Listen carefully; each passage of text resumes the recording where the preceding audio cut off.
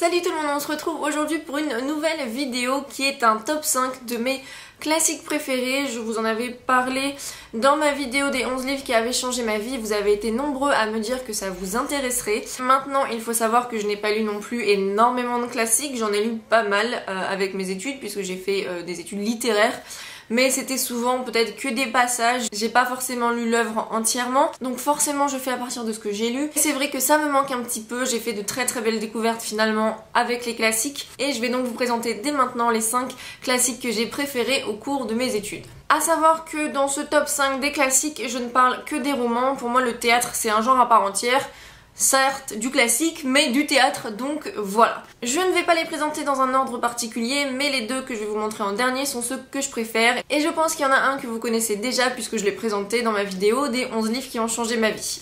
On commence tout d'abord avec Les liaisons dangereuses de Choderlos de Laclos, que j'ai lu en terminale pour le bac, et je dois dire que voilà, ça a été une superbe découverte. J'avais un prof qui en parlait énormément bien. Voilà, c'était un passionné de littérature, il adorait ce livre et tout de suite ça m'a vraiment donné envie de le découvrir vraiment en détail. Je vais vous montrer un petit peu le sacrilège que j'ai fait subir à mon livre. Voilà, vous voyez, écrit, souligné, tout ce que vous voulez, mais bon, au bac, de toute façon tous mes poches sont vraiment dans un état lamentable. Les liaisons dangereuses, je pense que tout le monde connaît. Si vous ne savez pas vraiment de quoi parle l'histoire, il y a eu une réécriture moderne en adaptation cinématographique. Je parle bien sûr de Sex Intention ou alors Cruelle Intention en anglais avec Sarah Michelle Gellar et Ryan Phillippe.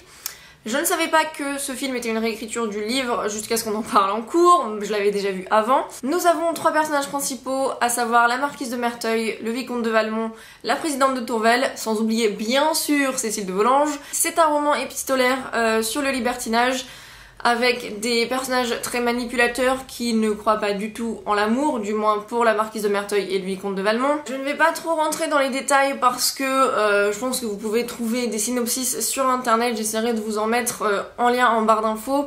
De même ça fait super longtemps que je les ai lus, donc je vais pas tenter de vous raconter trop l'histoire en détail. La seule chose que je peux dire, c'est que ce livre là, j'ai beau avoir adoré l'histoire, l'intrigue, tout ce que vous voulez, j'ai eu énormément de mal avec l'écriture, je trouvais ça un peu old fashion, un peu vieux jeu peut-être. Ça a été assez difficile en terminale pour moi de le lire, mais malgré tout j'ai persévéré, j'ai adoré l'histoire, et l'adaptation cinématographique avec John Malkovich et Glenn Close est pas mal du tout non plus, donc je vous les recommande fortement. Nous avons ensuite Le portrait de Dorian Gray de Oscar Wilde, qui est le seul roman que Oscar Wilde ait écrit. C'est l'histoire de Dorian, sans blague, ou Dorian comme vous préférez, qui est un petit peu, on va dire, porté sur les arts, sur la beauté, tout ce que vous voulez. Il a été peint un jour par un grand peintre, un grand artiste, et il fait finalement le souhait de ne pas vieillir et que ce soit le tableau qui vieillisse à sa place, mais du coup Monsieur Dorian Gray perd un petit peu son âme, on va dire. C'est quelqu'un d'assez imbu de lui-même, c'est quelqu'un qui va vite devenir un gros con. Et c'est vrai que ce livre, quand je l'ai lu, j'étais au collège, je ne sais plus exactement à quelle période. Ça m'a assez surprise de l'aimer parce que je suis pas forcément très fan des gens narcissiques. Je ne suis pas forcément fan des gens qui préfèrent faire du mal à quelqu'un tout simplement pour ses apparences, ses intérêts personnels, mais bon, passons. Du coup, Dorian Gray c'est un peu le anti-héros, mais bizarrement j'avais vraiment beaucoup aimé ce livre. Il y a un petit côté fantastique du coup évidemment, puisque il y a cette histoire un petit peu de portrait et l'humain qui vont un petit peu s'interchanger. Donc voilà, moi je l'aime beaucoup, c'est un personnage absolument exécrable, Dorian Gray, donc on va pas vraiment s'attacher à lui, on va pas forcément compatir pour lui, on va pas forcément se dire tiens, quelle bonne compagnie. J'aimerais bien le relire un jour en anglais et avoir une belle copie de ce livre, et que je recommande fortement. Un autre livre que je n'aurais jamais pensé aimer, il s'agit du Parfum de Patrick Süskind, qui est, on va dire, un petit peu un thriller, je ne sais pas trop finalement. C'est donc l'histoire d'un meurtrier. Si vous ne le saviez pas, il y a eu un film également qui a été fait, je ne refuse de le voir parce que ce livre je l'ai adoré et je sens que le film est pas très bien. Peut-être que vous l'avez adoré, peut-être que vous allez me le recommander et que je finirai par le regarder, mais c'est vrai que Voilà, j'avais vu le trailer du film et ça m'avait pas forcément donné beaucoup envie. Bref, tout ça pour dire que nous avons affaire ici à Jean-Baptiste Grenouille qui en fait est orphelin. Il va être recueilli par pas mal de personnes différentes avant d'être pris en main par un tanneur. Et en fait, la particularité de ce petit orphelin qui après va grandir pour être un meurtrier, c'est qu'il n'a pas d'odeur. Par contre, lui, il a un odorat hyper développé. Et il n'a pas d'âme, pour lui il fait pas la différence entre le bien et le mal. Et en fait, son but dans la vie ça va être de capturer les odeurs. Voilà, donc en fait il va tuer des gens qui ont des très bonnes odeurs, généralement des femmes, pour pouvoir en faire des parfums si on veut, voilà le parfum. Moi je connais pas trop non plus les termes exacts de la parfumerie, mais vous avez compris un peu le pitch. Moi j'adore, j'avais vraiment été tenue en haleine par ce livre. J'avais trouvé l'idée très intelligente, même si effectivement c'est difficile de compatir avec ce personnage. Et ben j'ai pas forcément, quand j'ai lu ce livre, ressenti une haine comme j'ai pu ressentir par exemple avec la fille dans Salma 6, vous voyez. Je vous le recommande, c'est une très bonne histoire qui tient beaucoup en haleine je trouve, et très très bien écrite. En deuxième position, il s'agit de l'abbaye de Northanger de Jane Austen. Je sais que tout le monde porte en amour, orgueil et préjugés, que j'adore également, mais voilà, je me suis beaucoup plus attachée et reconnue en fait dans le personnage de Catherine Morland.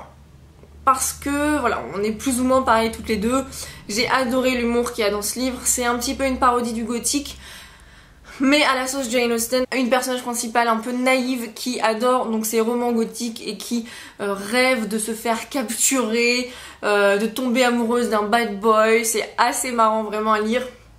Voilà, elle tombe sur une jeune fille qui va devenir son amie, mais est-ce que c'est vraiment une amie? Elle va tomber sur d'autres gens, est-ce qu'elle va leur faire confiance? Henry Tilney pour moi c'est juste, je l'adore, c'est un petit peu un homme que voilà, je trouve tout à fait complémentaire à Catherine. Voilà, je saurais même plus quoi vous dire parce qu'il y a tellement de choses que j'aime en fait dans ce livre que je sais pas par où commencer, je sais pas par où continuer, je ne sais pas par où finir. Je ne possède le livre qu'en français parce que j'avais emprunté une copie en anglais à la bibliothèque de la fac. Le mien part complètement en cacahuète, vous voyez, je perds une page là, ouh, trop bien, je sais pas où elle est. C'est pas grave, on verra ça plus tard. Je le recommande à quiconque ne l'a pas lu parce que effectivement c'est pas forcément le plus célèbre de Jane Austen. Beaucoup connaissent Orgueil et préjugés, Raison et sentiment, Persuasion, alors est-ce que c'est Persuasion en français? Je crois aussi, bref.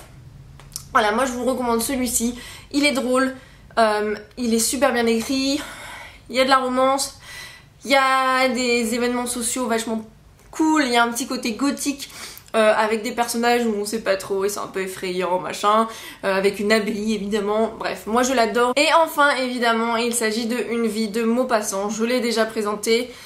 C'est le livre qui m'a un petit peu fait devenir féministe. Nous avons affaire à Jeanne qui est une jeune fille qui vient de sortir du couvent, qui va se marier à quelqu'un qui semble être un vrai gentleman et qui en fait est le plus gros con de la planète.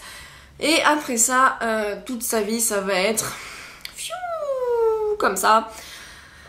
Elle va se faire marcher sur les pieds, elle va découvrir des choses qu'elle ne savait pas et qu'elle n'aurait jamais imaginées. Et voilà, c'est un livre qui m'a fait vivre beaucoup d'émotions. C'est dur à lire d'une certaine façon parce que cette jeune femme, Jeanne, elle est totalement passive, mais en même temps, pour l'époque, je trouve que c'est totalement réaliste. Même maintenant, il y a des femmes qui sont toujours passives, voilà, qui se disent bon bah voilà c'est comme ça, c'est la vie. C'est un très très beau livre, je trouve, je l'adore, c'est super bien écrit évidemment, comme tous les autres d'ailleurs. Et je le recommande vraiment chaudement si vous ne l'avez jamais lu. Donc voilà, c'est tout pour mes 5 classiques préférés. J'espère que la vidéo vous aura plu.